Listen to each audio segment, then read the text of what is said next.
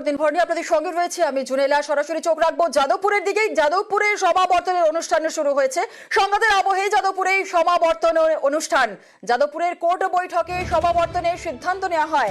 আজ সকাল 10টাতেই শুরু হয় কোর্ট বৈঠক ওপেন এয়ার থিয়েটারে। সেখানেই হয় আজকের এই বৈঠক। এবং আপনাদের জানিয়ে রাখি, সংঘাতের আবহে সমাবর্তন যাদবপুর বিশ্ববিদ্যালয়ে শুরু হয়েছে। আমাদের সঙ্গে রয়েছেন আমাদের প্রতিনিধি সোমরাজ বন্দ্যোপাধ্যায়, আরো বিস্তারিত বলবে। সোমরাজ, সংঘাতের আবহে সমাবর্তন যাদবপুর বিশ্ববিদ্যালয়ে শুরু হলো, ঠিক কি জানা যাচ্ছে? দেখো, যাদবপুর বিশ্ববিদ্যালয়ের সমাবর্তন ইতিমধ্যেই শুরু হয়েছে এবং বিশ্ববিদ্যালয়ের সমাবর্তনে যেটা দেখা গেল যে উপাচার্য সভাপতিত্বে সমাবর্তন হলেও সমাবর্তন পরিচালনার সব দায়িত্ব সহ উপাচার্যকে দিয়েছিলেন উপাচার্য বুদ্ধদেব সাহু। তিনি মঞ্চে উপস্থিত রয়েছেন। মঞ্চে উপস্থিত থেকেও তিনি সহ উপাচার্য অমিতাভ দত্তকেই যাবতীয় সব দায়িত্ব দিয়ে দিলেন সমাবর্তন পরিচালনার। যেটা দেখা গেল যে ছবি এই মুহূর্তে দেখা গেল, সহ উপাচার্যই ছাত্রছাত্রীদের হাতে মেডেল তুলে দিচ্ছেন। অর্থাৎ যে দায়িত্ব পরিচালনা করার কথা ছিল উপাচার্যের, অর্থাৎ উপাচার্য যে ছাত্রছাত্রীদের হাতে মেডেল তুলে দেওয়ার কথা ছিল, সেই দায়িত্বই পালন করলেন সহ উপাচার্য। উপাচার্য রয়েছেন মঞ্চে রয়েছেন উপাচার্য। যেহেতু উপাচার্যের পদকে কেন্দ্র করে আইনি জটিলতা তৈরি হয়েছিল, সেই কারণে উপাচার্যের বদলে সহ উপাচার্য তিনি ছাত্রছাত্রীদের হাতে মেডেল সার্টিফিকেট তুলে দেবেন। কিন্তু উপাচার্য থাকবেন মঞ্চে।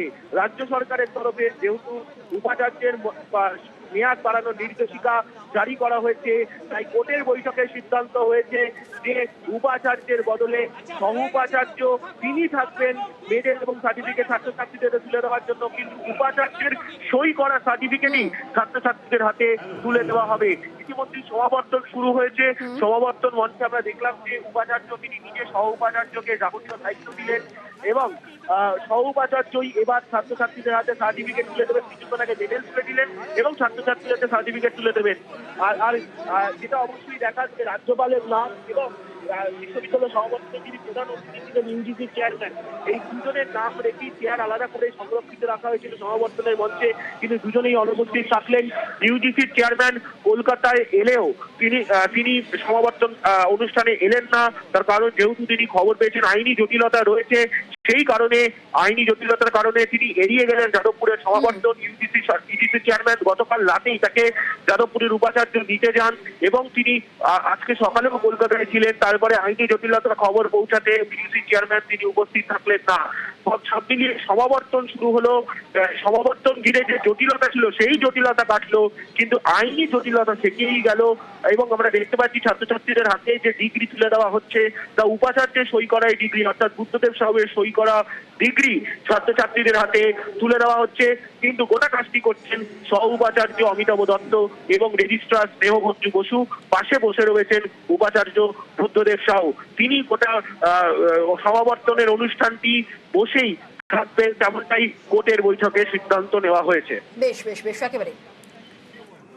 আর উপাচার্যকে অপসারণে বেড়েছে রাজ্যপালের সঙ্গে।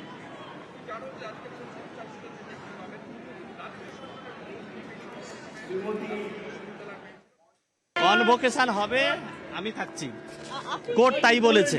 কোর্ট বলেছে যে আমি ভাইস চ্যান্সেলর হিসাবে কনভোকেশন চালাবো। ডিগ্রিতে কোর্ট বলেছে যে ভাইস চ্যান্সেলর মানে আমার সিগনেচার থাকবে। আপনার সিগনেচার থাকবে, তাহলে তো তাই দাঁড়ালো, তাই না? আমি প্রেস রিলিজ দিয়েছি, ঠিক আছে, বলেছি যে দুটো চিঠি এসেছে এবং আমি কোর্টকে দেব। কোর্ট যেটা ডিসাইড করবে সেটাই হবে। কোর্ট আমাকে অ্যাজ ভাইস চ্যান্সেলর হিসাবে কনভোকেশন ওপেন করতে বলেছে। আর উপাচার্যকে অপসারণে যেমনটা বেড়েছে রাজ্যপালের সংঘাত। বুদ্ধদেব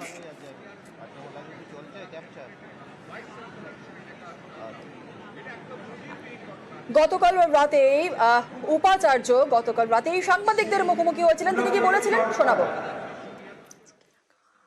রাজভবন প্রথম থেকেই জানে এবং সেটা পুজোর আগের থেকে জানে। সেটা অস্বীকার যদি করে তাহলে সেটা সঠিক নয়। 5,000 স্টুডেন্টের দায়িত্ব আমার উপরে তো পুরোটা নেই। কেন্দ্র সরকার এবং রাজ্য সরকার, আর মাঝখানে আছে আমাদের আদালত, হাইকোর্ট, সুপ্রিম কোর্ট। তারা সবাই প্রোটেক্ট করবে। আমার বিচার বিবেচনা মতো আমি অ্যাক্ট ফলো করেছি। আমি নিজে এক্সপ্লেইন করব যে আমি কোনো জায়গায় ভায়োলেট করিনি। বহুবার চেষ্টা করেছি কথা বলার জন্য, উনি অ্যাপয়েন্টমেন্ট দেন। যাদবপুর ইউনিভার্সিটিতে সুপ্রিম কোর্টের সাব জুডিসে আছে বলে কোর্ট হবে না, কনভোকেশন হবে না। অথচ সুপ্রিম কোর্টের আন্ডারে থাকা সত্ত্বেও কল্যাণী ইউনিভার্সিটির ছাত্ররা ডিগ্রি পাবে, বিদ্যাসাগর ইউনিভার্সিটির ডিগ্রি পাবে। এটা যদি সুপ্রিম কোর্টের যদি সিদ্ধান্ত হয়ে থাকে, আমার শিরোধার্য। হয়তো মৌচাকের কাছাকাছি যাচ্ছিলাম বলে আজকের এই পরিস্থিতি। উপাচার্যকে অপসারণে বেড়েছে রাজ্যপাল সংখ্যা। বুদ্ধদেব সাউকে সরালেন আচার্য আনন্দ বোস। সমাবর্তনের আগেই অপসারিত উপাচার্য বুদ্ধদেব সাউ আর উপাচার্যকে কাজ চালিয়ে যেতে নির্দেশ দেয় রাজ্য। প্রতি বছর 24শে ডিসেম্বর যাদবপুরে সমাবর্তন অনুষ্ঠান হয়ে থাকে। আর বিশ্ববিদ্যালয়ের ঐতিহ্যের কথা মাথায় রেখেই উপাচার্যের কাজের মেয়াদ বাড়িয়েছে রাজ্য। সুপ্রিম কোর্টের রায় অনুযায়ী অপসারণ নিয়ে একতরফা সিদ্ধান্ত নিতে পারেন না রাজ্যপাল।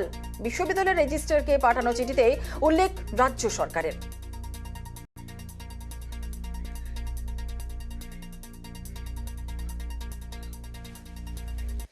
অপসারণের ঘটনায় রাজ্যপালকে তোপ শিক্ষামন্ত্রীর।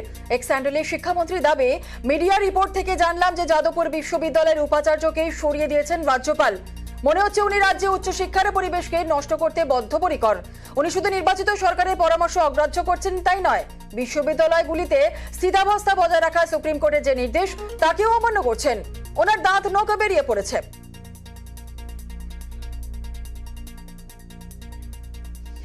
আর সমাবর্তনে কড়া বিবৃতি রাজ্যপালের। সমাবর্তনকে বেআইনি আখ্যা বোসের। বিশ্ববিদ্যালয়ের রাজনীতি বরদাস্ত নয়। সমাবর্তনের খরচ উপাচার্যকেই মেটাতে হবে, এর জন্য আইনি পরামর্শ নেওয়া হচ্ছে, বিবৃতি দিয়ে জানিয়েছেন রাজ্যপাল সিভি আনন্দ বোস।